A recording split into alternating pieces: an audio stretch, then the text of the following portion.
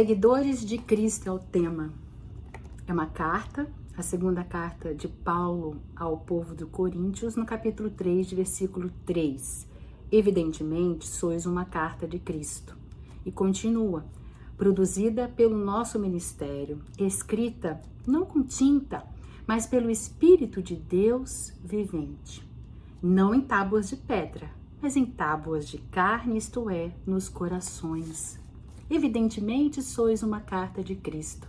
Com frequência, naquela época, os emissários, eles transportavam essas cartas de recomendação, estabelecendo a identidade e credenciais do transportador. Essa carta, essa segunda aí, essa carta de Paulo de Tarso ao povo de Coríntio, era exatamente para estabelecer a credibilidade dele mesmo, Paulo, né? E aí Paulo já estabelece a nova aliança, que ela era escrita nos corações humanos, não mais como a antiga aliança, que era escrita em tábuas de pedra. Muito bem, seguidores de Cristo é o tema de hoje.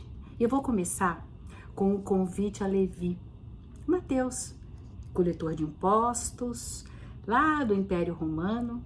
Ele era judeu e aprendeu a falar grego como um complemento da sua língua materna. Jesus o viu sentado ali na coletoria e disse-lhe, segue-me. E ele largou tudo, se levantou e o seguiu. A palavra usada foi em grego parestesai, que quer dizer receber um desafio. E hoje somos convidados a receber um desafio, parestesai. Sois uma carta de Cristo. Emmanuel, no livro Fonte Viva, diz assim, toda página consoladora e instrutiva é dádiva do alto.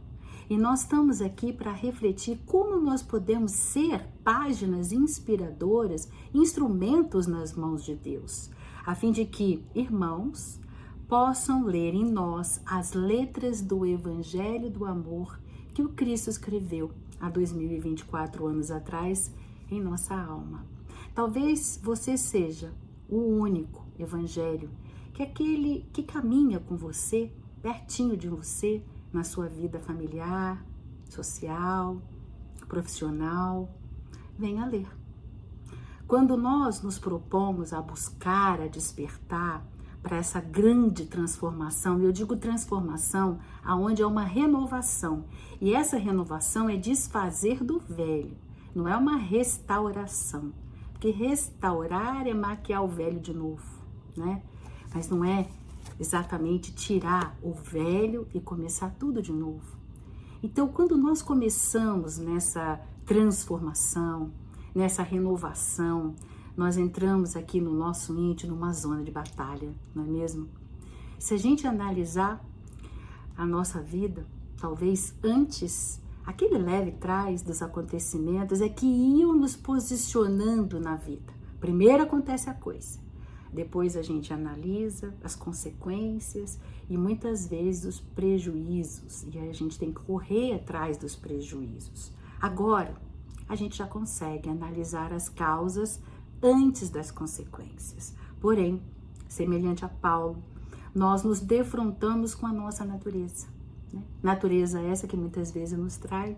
Basta uma palavrinha de alguém, uma atitudinha, aquela atitude ligeira que aparentemente, né, colocamos aí tudo a perder por água abaixo, como se dizia antigamente, né? Tudo aquilo que a gente tinha revisto na nossa consciência, lido o Evangelho, né?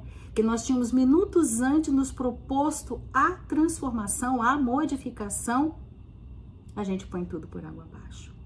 Paulo, numa outra carta até aos Romanos, no capítulo 7, versículo 21, ele diz assim, acho então esta lei em mim, que quando quero fazer o bem, o mal está comigo. Imagina Paulo de Tarso, ele mesmo teve essa mesma situação que nós muitas vezes temos. Amigos, diz Emmanuel, né, que é natural que venhamos a tropeçar muitas vezes, afinal de contas, contra uma vontadezinha no bem.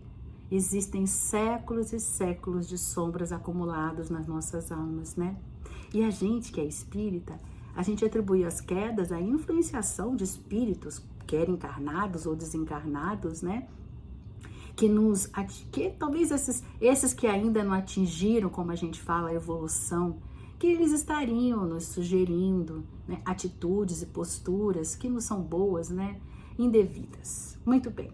Geralmente nós buscamos os culpados aonde? No exterior, quando na verdade a causa está em nós mesmos, em sintonizarmos com o mal.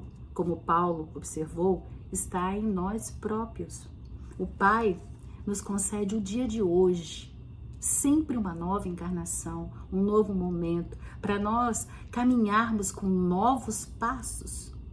E lembrem-se, os pés obedecem àquilo que nós aprovamos internamente. Então, reconhecendo a voz de Jesus, segue-me. Ou ele já disse, vinde a mim. Jesus nos trouxe o Evangelho para que nós buscássemos forças para controlar aqueles impulsos de sentimentos menos aprimorados. E aí nós vamos nos aperfeiçoando, pouco a pouco, quando trazemos Jesus para o nosso dia a dia e deixamos ele permanecer um pouquinho mais a cada dia. Teremos problemas? Teremos. Vão aparecer desacatos, onde provavelmente nós vamos ter vontade de revidar? Sim. Companheiros difíceis? Desencantos na nossa vida? Pois é, mas um pouquinho a mais a cada dia. No processo de renovação das nossas vidas, se nós queremos seguir Jesus, assim como Levi, parestesai, recebamos os desafios com coragem, saibamos perseverar, vigiemos, busquemos atividades que nos enobreçam a alma, mas jamais esqueçamos o servicinho diário. E é aquele servicinho com a nossa família. Nós somos páginas do Evangelho escritas na alma, onde eles poderão ler as letras que Jesus escreveu. Ele escreveu na nossa alma a tolerância, o companheirismo, a indulgência, a doçura, a afabilidade, a brandura, a mansuetude, a abnegação, a dedicação. Ele escreveu na nossa alma a resignação, piedade, sensatez, compreensão, perdão, renúncia, paciência. Ele escreveu na nossa alma o devotamento, generosidade, boa vontade e esquecimento das faltas dos outros. O Senhor não nos pede prodígios de transformação, né? Nem aquele espetáculo de grandeza, e sim que nós apliquemos no bem, de modo que possamos caminhar com Ele, passo a passo, na edificação da nossa própria paz. Está lá Emmanuel no rumo certo. Devagar, mas sempre. Um tantinho menos com os nossos pontos de vista pessoais. E a cada dia um pouquinho mais de Jesus dentro de nós, para que nós possamos falar como Paulo de Tarso um dia falou, né? Já não sei mais quem vive, mas é Jesus que vive em mim. O nosso tema de hoje, como seguidores do Mestre amado, é sentir a cada passo dos nossos caminhos evolutivos ajustamento dos valores dele no pergaminho da nossa alma. Buscaremos não sermos mais tão influenciados negativamente a tudo que nos é apresentado, porque nós sabemos que Jesus está ao nosso lado, conhecendo as nossas necessidades e avivando o seu amor em nossos corações. Então, deixemos ser conduzidos pelo amor. Manter Jesus vivo em nossa mente é criar uma via de acesso rápida nos momentos mais difíceis das nossas vidas. Então, escutemos Jesus falando aos nossos sentidos, sem o som da palavra. Segue-me, parestesai.